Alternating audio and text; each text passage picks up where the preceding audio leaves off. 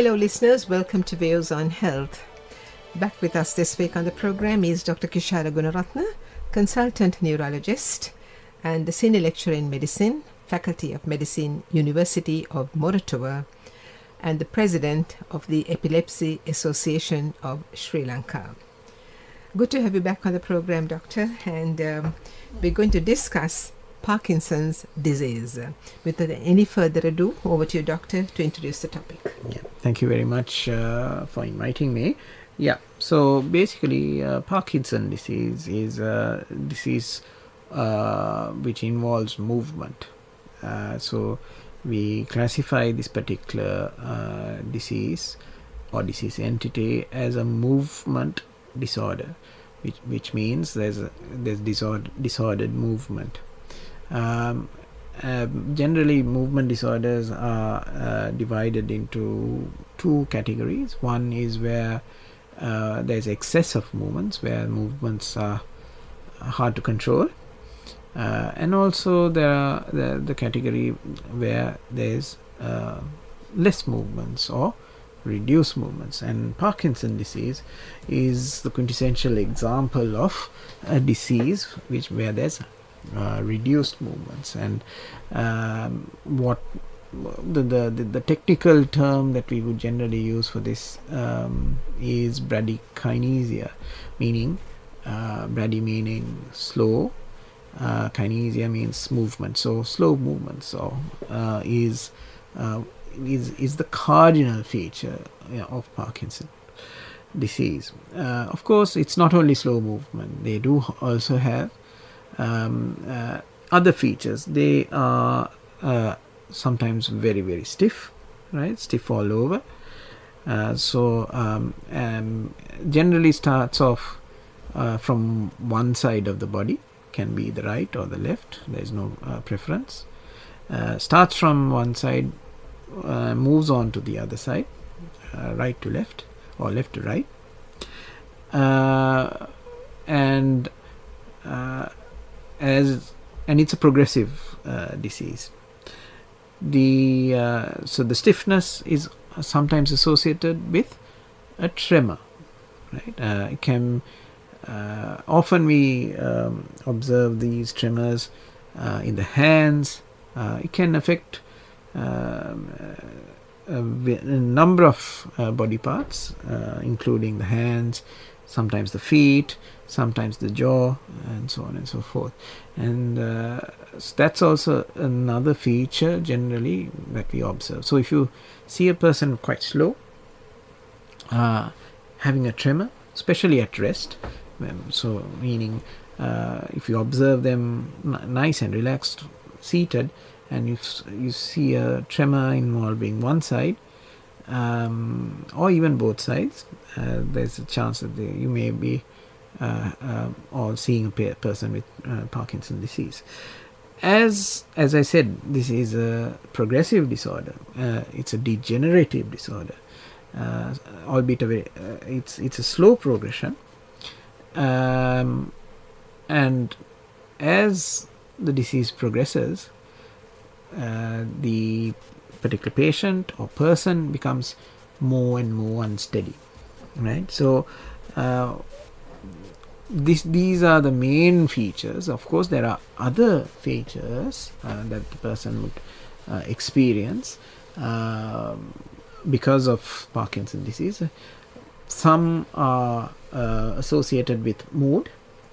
Say, for example, there is an increased chance of these patients experiencing depression, and this depression can predate the cardinal features of Parkinson's disease. For example, they may have depression for 3 or 4 years or 5 years prior to the onset of this slowing down, the tremor, the stiffness, and so on and so forth.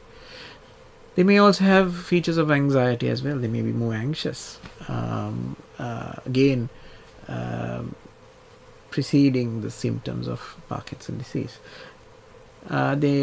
Some people have this odd, they start seeing dreams, vivid dreams, prior to the onset of these symptoms of Parkinson's disease, and they often act out their dreams, which is a bit unusual, where, for example, a person who doesn't generally dream a lot, then in their, say, the early 60s, then they start dreaming vivid dreams, and their bed partner often says, my God, he's acting out his dreams, he's quite violent during his dreams, and so on and so forth.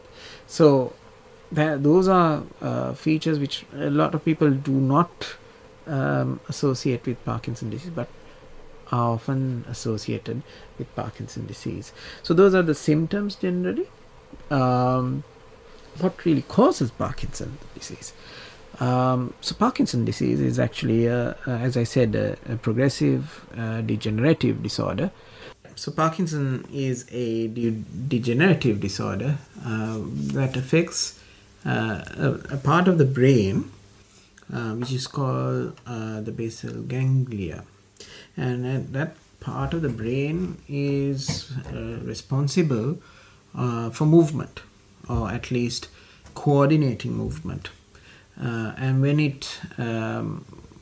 when certain chemicals which are called neurotransmitters become deficient or reduce in concentration within the brain, that's when we start or patients start experiencing the features that are of Parkinson's, which I have already described. It can be inherited, or there may be a genetic component. Of course, in most cases, that's the majority, it's what we call sporadic, in the sense there's no cause. Cause meaning we don't really know, or at least it's a degenerative process where the nerves that secrete this, the neurotransmitter which I've described to you, which is called dopamine, that those nerve endings and those nerves start reducing in number, and therefore what we generally do is to supplement, or to give these patients who have this reduced amount of dopamine within the brain some dopamine, and that's the mainstay of treatment in Parkinson's disease. So that's a little bit about how one would get Parkinson's disease. Thank you, doctor. I was going to ask you about the age. So you did say a while ago that the 60 they can present some with the symptoms. So does it mean that anybody younger than that will not be showing these signs and symptoms? Well, Parkinson's disease is commonly seen in the elderly age, above 65 and above, 65 years and above. However, there are cases of Parkinson's disease seen in the younger age group. However, if we do see patients with features of Parkinson's disease, or the clinical features of Parkinson's disease, we would look for causes like genetic causes. So we will look for genes that can give rise to Parkinson's disease. So a genetic test, not so much available in Sri Lanka because of its cost, not freely available. However, we would always think of such a cause. Then there are certain drugs that can give rise to features of Parkinson's disease. That's not really Parkinson's disease, but it's another cause, or a toxin that can give rise to Parkinson's disease. So there are certain toxins also that can give rise to Parkinson, or features of Parkinson. So if a person is really younger, we would look at a genetic cause. We would look for drugs, toxins, or sometimes they may be a result of an infection to the brain, especially in infections that involve this particular area, which I described as the basal ganglia, or part of the brain which is called the basal ganglia.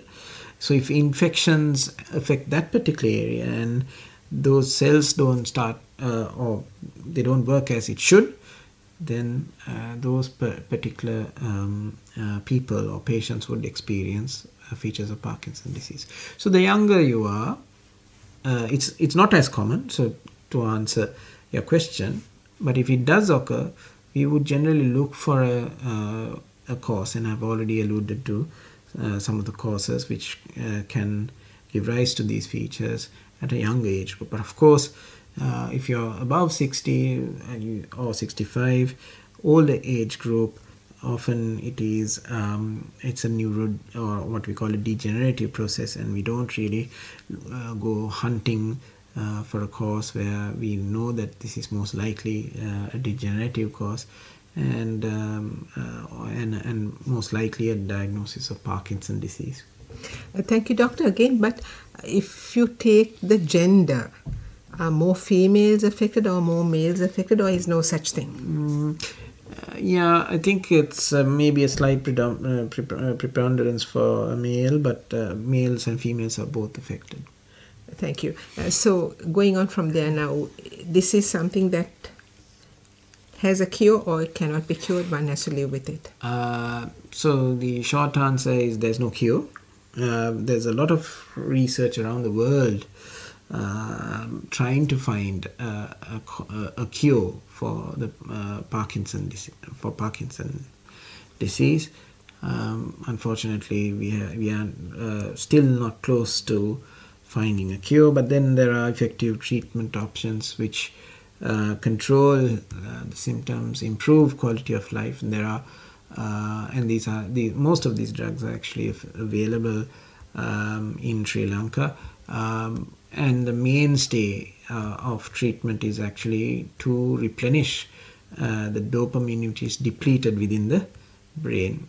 So all the pills that we generally give a person with Parkinson's disease is actually the dopamine, which is deficient in a brain of a person with Parkinson's disease. Does it affect brain power in terms of grasping things, to fathom something? If one has been an avid reader, would he or she not read as much as before? Yeah, so the Parkinson's disease can start. It's a slow, progressive, degenerative disease. Starts with the part of the brain which is called the basal ganglia, but can spread to other parts of the brain. And as it progresses, to answer your question, a certain proportion of people or patients would experience symptoms of dementia as well, which means their capacity, their cognitive capacity, the capacity to think, what we call abstract thought, where they're able to sort of comprehend and understand things, might be affected. Eventually memory can be affected. There might be changes in personality. They may actually sometimes hallucinate. They may see things which are not there. And that's, of course, as Parkinson's disease progresses. And it's not seen in the early part of the disease, but a certain percentage does experience these symptoms as the disease progresses. So the answer is yes, not in all, and it is not an early feature of Parkinson's disease, and it's a fairly late feature. And so the answer is yes. Does it require regular visits to the doctor? I would suggest yes, because of one, to monitor the treatment if they're on treatment, to see if there are any drug side effects, and also to monitor the progression of the disease itself. Often it's not only as I said, the bradykinesia, the slowness of movement, it's also the stiffness, and also there are other troublesome symptoms as well. For example, the constipation is a huge problem in most of patients with Parkinson's disease, and sometimes that can be debilitating. They may have problems with sleep, what we call sleep disorders that may be associated with Parkinson's disease, and that can cause daytime sleepiness. They may not have effective sleep. They may have a condition called restless leg syndrome, where they may have a very uncomfortable feeling in their legs or in their hands, especially at night when they're when they go to bed, and that can disrupt sleep as well, and can be really disconcerting and very uncomfortable, affecting their quality of life. So there are symptoms that may be associated with this condition that needs to be evaluated, two, may be treated to improve the quality of life of these patients. So it's important then for patients to actually visit the doctor. It may be a physician, it may be a neurologist, but a regular follow-up is useful. So medication continues? The medication continues often when it's needed. So starting medication is a little, when to start medication is also a little bit of controversy. Often most physicians would generally start on medication when the Parkinson's disease or the symptoms really start affecting the particular person's performance, the quality of life, and so on and so forth. If it's a mild degree of Parkinson's that they have initially, we would generally try to see if we can push or delay in starting medication, and start the medication only if we think that it's really needed to improve the quality of life of that particular person. So medication is there for the treatment of Parkinson's disease. It can improve quality of life, it can control the symptoms of Parkinson's disease, but there is no cure. So the bottom line is that the patient needs constant care as it progresses, and it's not in a hospital but in your own home or wherever you will be living. Yes. So so it's treatment of Parkinson's again is it's not only the pills. It's a little bit more than pills, right? The pills do help in reducing or controlling these symptoms of lack of movement and so on and so forth. However, there are other things which the patient or the person with Parkinson's needs to do.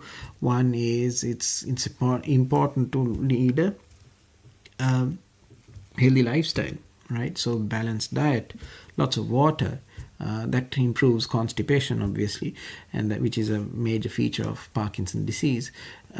Exercise, so the greater the physical activity or exercise, the lesser the impact of Parkinson's disease on the quality of life of these patients. So a balanced lifestyle is important.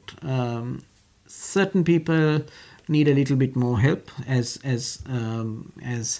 the disease progresses. So they may need other people or other health-related professionals to help them with maintaining their quality of life. Physiotherapy, for that, for example, might be a useful for many things, including maintaining this person's mobility. Patients with Parkinson's do have problems with walking and maintaining balance, especially when they go through narrow hallways, or through doorways. They tend to freeze, and finding their feet and starting their movement sometimes is challenging, and therefore there are certain things that a physio can help in trying to circumvent these episodes of what we call freezing, where they freeze and it's like as if it's a magnet, and they're stuck to the ground. So physio can sometimes help. Just one more thing to add. There's some research into how cycling can be very helpful, and I generally advocate a lot of cycling for patients with Parkinson's disease, which can help with their movement. Thank you, Doctor. Time is catching up with us. What's your take-home message? Yes, so Parkinson's disease is a degenerative disorder. However, it's a slowly progressive disorder. It takes time for it to sort of progress to a state where it can be really debilitating. It can be easily treated. There's medication around, and secondly, it's your psyche, in the sense it's your view on life, and how the Parkinson how you treat the Parkinson's disease, that will really improve the quality of life. So it's your attitude. Thank you, Doctor. And there we end yet another interesting discussion, and this time it was Parkinson's disease.